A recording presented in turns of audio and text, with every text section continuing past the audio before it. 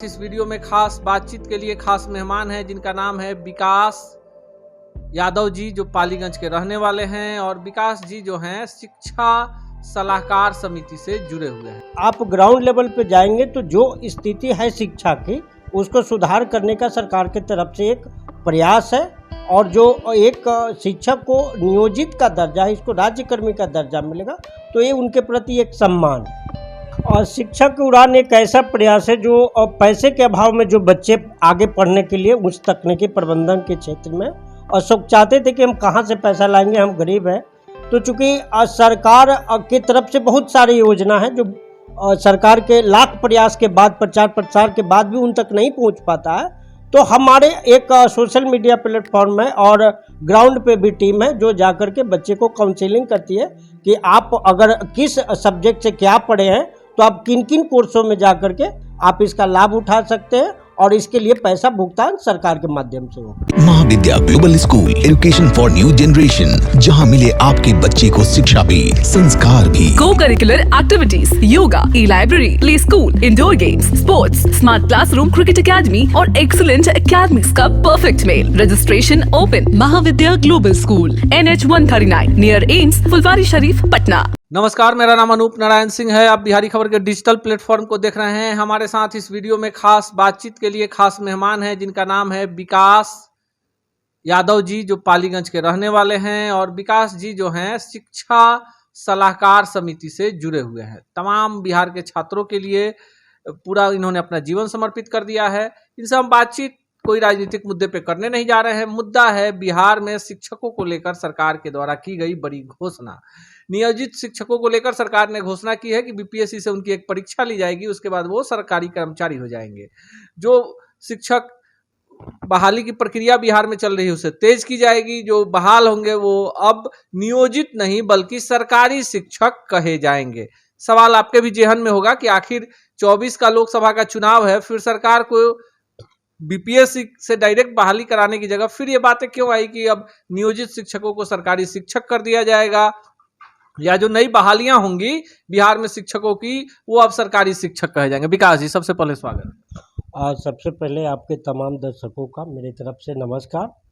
और जो अभी नए नियमावली कुछ दिन पहले आई है, इस पर विभिन्न तरीके के प्रतिक्रिया आ रहे हैं। और लेकिन आप ग्राउंड लेवल पे जाएंगे तो जो स्थिति है शिक्षा की, उसको सुधार करने का सरकार की तरफ से एक प्रयास है। और जो एक शिक्षक को नियोजित का दर्जा है, इसको राज्यकर्मी का दर्जा मिलेगा, तो ये उनके प्रति एक सम्मान है। ठीक है, सम्मान है। महागठबंधन की सरकार है और आप जिस इलाके से आते हैं पालीगंज, अगर वहां की चर्चा करें तो वहां पर एक काफी लोकप्रिय विधायक थे, जदयू में गए, चुनाव हार गए। और वहां से जो प्रत्याशी जीते वो माले के प्रत्याशी थे, दोनों स्वजातीय हैं। अब ऐसी स्थिति बनी है कि दोनों एक ही महागठबंधन के सहयोगी हैं। फिर जनता के बीच में जब जाएंगे तो किससे किसका हिसाब पूछा जाएगा? और देखिए, सवाल तो सरकार के क्रियाकलापों का अगर आप उसका पार्ट है तो जवाबदेही सारे लोग की होगी कि आप उसके अंग बने हुए हैं। तो अब यहाँ ये चीज़ देखा जाता है कि जो पूर्व के माननीय विधायक थे, उन्होंने अपना निजी मैंने प्रयास से क्या कर पाए और अभी के जो वर्तमान महोदय हैं उन्होंने क्या कर पाए, अगर ग्राउंड लेवल पे जाएंगे। और जहाँ तक प्रदेश स्तर की बात होगी तो ये सारे लोग जवाबदेह होंगे, चूँकि सरकार का ही पार्ट है। विकास जी एक अभियान चलाते हैं शिक्षा का उड़ान, इनके साथ लाखों लोग सोशल मीडिया पर जुड़े हुए हैं। ये बिहार की सबसे बड़ी एक जो विविधता है कि जो बच्चे मेडिकल इंजीनियरिंग में जाना चाहते हैं, MBA करना चाहते हैं, मैनेजमेंट की पढ़ाई करना चाहते हैं और उनके पास पैसे नहीं है, यानी बिना डोनेशन के ऐसे कॉलेजों में एडमिशन चाहते हैं जहां उनको रोजगार की सुनिश्चितता हो। इसको लेकर भी पिछले 7-8 वर्षों से विकास आनंद यादव जो है ये काम कर रहे हैं। आइए जानते हैं क्या है शिक्षा की उड़ान। और शिक्षा की उड़ान एक ऐसा प्रयास है जो पैसे के अभाव में जो बच्चे आगे पढ़ने के लिए उच्च तकनीकी प्रबंधन के क्षेत्र में और सब चाहते थे कि हम कहाँ से पैसा लाएंगे, हम गरीब हैं। तो चूँकि सरकार की तरफ से बहुत सारी योजना है जो सरकार के लाख प्रयास के बाद, प्रचार प्रसार के बाद भी उन तक नहीं पहुँच पाता है। तो हमारे एक सोशल मीडिया प्लेटफॉर्म है और ग्राउंड पे भी टीम है जो जाकर के बच्चे को काउंसलिंग करती है कि आप अगर किस सब्जेक्ट से क्या पढ़े हैं, तो आप किन किन कोर्सों में जाकर के आप इसका लाभ उठा सकते हैं और इसके लिए पैसा भुगतान सरकार के माध्यम से होगा। बिहार में इतना कुछ आप लोग कर रहे हैं, शिक्षा का जो ग्राफ है तेजी से नीचे की ओर जा रहा है, ये एकदम मानने वाली बात है, चाहे सरकार राजद की हो, महागठबंधन की हो या एनडीए की हो। बिहार के विश्वविद्यालयों में 6 वर्षों में स्नातक की परीक्षाएं होती हैं, बीपीएससी का प्रश्न पत्र लीक हो जाता है। जो शिक्षक बहाल है, नियोजित हैं या सरकारी हैं, बच्चों को पढ़ाना चाहिए, वो जातीय जनगणना कर रहे हैं। समय मिलता है तो वो वोटर आई कार्ड बनाते हैं, उनके पास बहुत सारा काम है। आपको नहीं लगता है कि शिक्षा के साथ बिहार में खिलवाड़ होता है? और देखिए, जहाँ तक शिक्षा की बात है, बिहार ही नहीं देश स्तर पे भी शिक्षकों को अदर दूसरे कार्य से मुक्त रखना चाहिए, क्योंकि शिक्षक के माथे पे बहुत बड़ी जिम्मेदारी है कि किसी का चरित्र और पूरे जीवन का निर्माण करने की जिम्मेवारी होती है। अब वो क्लास लेंगे या जनगणना करेंगे या वोटर लिस्ट सुधार करेंगे, इसलिए हमारा व्यक्तिगत विचार है कि सरकार को शिक्षकों को एक बाहरी कार्य से मुक्त करके उनको सिर्फ शिक्षा के और उसमें बेहतरीन शिक्षा कैसे हो उसमें भागीदारी करके उन्हीं से पूछताछ करके सलाह लेकर के एक ऐसी योजना बनाए कि वो आगे बेहतर कर सके। बिहार का विकास कैसे होगा? तमाम सवाल होंगे। जब आप सत्ता में होंगे विपक्ष को कोसेंगे, विपक्ष में होंगे सत्ता को कोसेंगे। 5 साल में महागठबंधन बन जाएगा, कभी एनडीए के साथ जाएंगे। फिर बिहार में अगर शिक्षा का ग्राफ नीचे गिरता है तो जिम्मेवारी किसकी है? देखिए, जवाबदेही तो लेना ही होगा, सिर्फ कुर्सी लेने से काम नहीं चलेगा। अगर हम कुर्सी लेते हैं तो हमारी जवाबदेही होती है कि हम एक बेहतर विकल्प बन के आए, क्योंकि एक बार कुर्सी ले लेने भर से ही राजनीति नहीं होती, क्योंकि आगे तब आपको मिलेगा जब पीछे वाला कार्यकाल का लोग समीक्षा करेगा, और अगर उसमें आप बेहतरीन है तभी जाकर के आगे आपका एक्सटेंशन होगा। तो फिर सवाल ये उठता है कि बिहार के विकास की बात करें, शिक्षा, रोजगार, स्वास्थ्य, सुरक्षा, निवेश, बाढ़, सुखाड़, तो जो अभी मौजूदा मुख्यमंत्री हैं ये किसके आधार पर मुख्यमंत्री बने? पूरे बिहार की जनता जानती है। इन्होंने कहा जंगल राज है, फिर ये बीजेपी के साथ गए, फिर ये राजद के साथ आए, फिर ये बीजेपी के साथ गए, फिर राजद के साथ आए हैं। बिहार की जनता किसके साथ जाए? देखिए, ये तो एक हकीकत है बिहार का कि राजनीतिक चुनाव लड़ने के लिए मुद्दा छेड़ा जाता है कि जंगल राज है। कल भी ठीक था, आज भी ठीक है, वही है, कोई परिवर्तन नहीं है।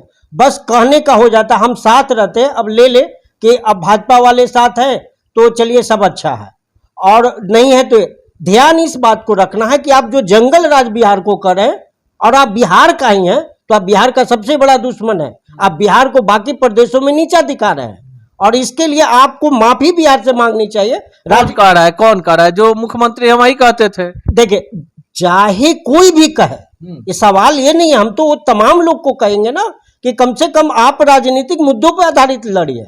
बिहार खराब है या बिहार में जंगल राज है तो ये बिहार का बाकी जगह क्या छवि आप बना रहे हैं, ये आपकी भी उतनी ही जवाबदेही है जितनी सरकार की है। तो पक्ष विपक्ष राजनीतिक कुर्सी आते जाते रहेंगे, लेकिन जो छवि आप बिगाड़ चुके होंगे अपनी राजनीतिक लाभ के लिए, वो आप भी जब कुर्सी पाएंगे तो जल्दी बनेगा नहीं, वो मीडिया में ऐड देने से नहीं बनता। तो इसलिए अपना कर्तव्य समझ, जातीय जनगणना कराने से बनता है, चुनाव के 8 महीने पहले शिक्षकों को नियोजित से सरकारी बनाने से बनता है, अपनी कुर्सी बचाने के लिए दल बदल करने से बनता है। क्या बिहार की जनता जानना चाहती है? देखिए, अभी जो दल बदल जो स्थिति सामने आया है कि जो मामला आए हैं जाति जनगणना पे, आप इससे पहले देखेंगे कि ये बिहार की कैबिनेट ने इसको मुहर लगाई थी, उस वक्त भाजपा की सरकार थी, आप याद करेंगे। और जब भाजपा समर्थन कर रही थी, आज जब राजद की तरफ आ गए तो भाजपा विरोध कर रही है कि जाति जनगणना गलत है।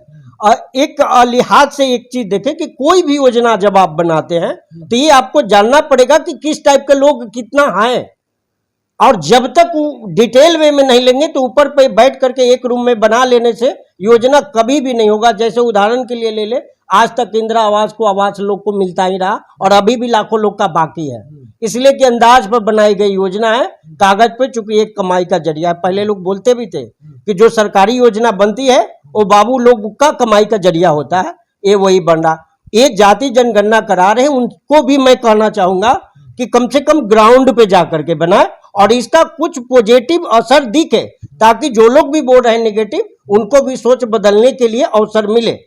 बेहतर रिजल्ट देना ही विकल्प हो, ना कि ये सिर्फ राजनीतिक मुद्दा बन के रह जाए। देखिए, विकास यादव जी हैं और इनका मानना है कि बिहार में चाहे जातीय जनगणना हो, शिक्षा की बात हो, स्वास्थ्य की बात हो, रोजगार की बात हो, इससे इस जवाबदेही से न सत्ता बच सकता है न विपक्ष बच सकता है। अगर 2020 के बिहार विधानसभा चुनाव की बात करें तो बिहार का कोई ऐसा दल नहीं है जो बिहार के सत्ता में भागीदार नहीं रहा, चाहे भाजपा हो या भाजपा के सहयोगी या वर्तमान में महागठबंधन के सभी दल हैं।